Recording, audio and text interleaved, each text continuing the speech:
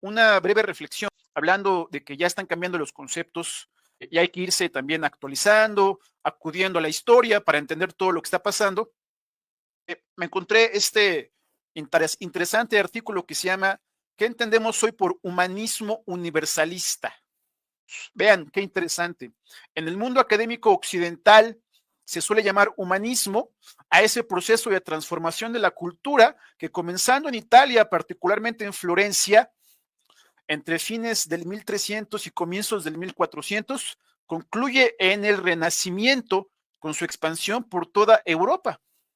Esta corriente apareció ligada a las letras humanas, humane litere, que eran los escritos referidos a las cosas humanas, en contraposición a las divine litere, o las letras divinas que ponían el acento en las cosas divinas.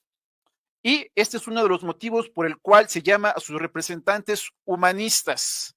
Desde esa interpretación, el humanismo es en su origen un fenómeno literario con una tendencia clara a retomar los aportes de la cultura grecolatina, asfixiados por la visión cristiana medieval.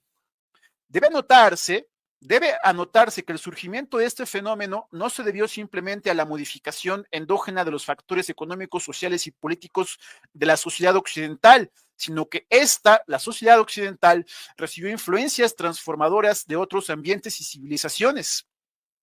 El intenso contacto con las culturas judía y musulmana y la ampliación del horizonte geográfico formaron parte de un contexto que incentivó la preocupación por lo genéricamente humano y por los descubrimientos de las cosas humanas.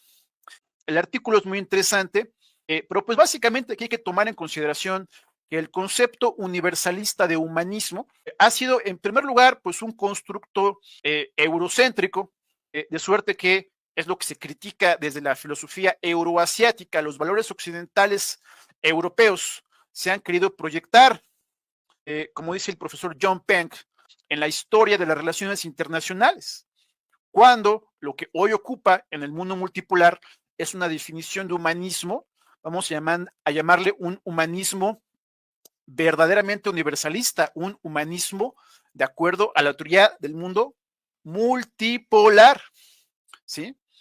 Entonces, tenemos ahí esa cuestión.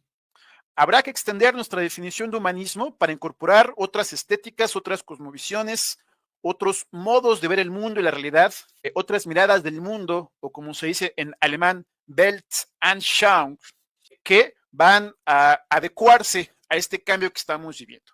Lo que parece cierto es que el humanismo grecolatino, pues ha tenido grandes críticas en estos tiempos y pues hay que redefinir ahí la historia de los conceptos, actualizar los conceptos para incorporar a Mesoamérica en el verdadero humanismo universalista. Y ahí entra en escena la historia de México, la historia mesoamericana de México, las culturas prehispánicas, y de ese modo extraer una definición de lo mexicano de acuerdo al nuevo concepto de Estado-civilización, que es la evolución del concepto de Estado-nación. Entonces, en esa bisagra, vamos a llamarles, si quieren ustedes, incómoda, nos encontramos, ¿sí? Pues es normal, porque cada siglo tiene nuevos conceptos que se van modificando, actualizando, reinterpretando de acuerdo a los cánones. Y también recordar que mucho de las ideas del Renacimiento europeo son una actualización de las ideas del helenismo oriental que se fabricó en la Anatolia, lo que hoy es Turquía. Si quieren ver más esa historia, les recomendamos ese video que se llama la teoría del mundo extrapolar. Ahí hablamos de la historia no contada de Turquía. Turquía, un país muy importante para todo lo que está pasando, una auténtica bisagra. Es la doble cara de Jano, como decimos, Jano, el dios bifronte que ve al pasado y al futuro. Ahora que estamos justamente en cambio de año, pues dejar el pasado y ver el futuro, esa doble visión, esa bisagra estratégica, ambigüedad estratégica que maneja Turquía. Entonces, son reflexiones importantes que tienen una vinculación con la praxis política, ¿sí?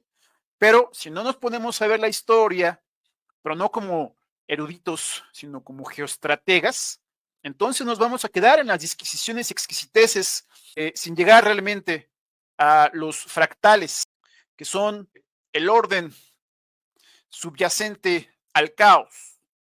Y por lo tanto hay que ponernos a analizar con enfoque interdisciplinario. En fin,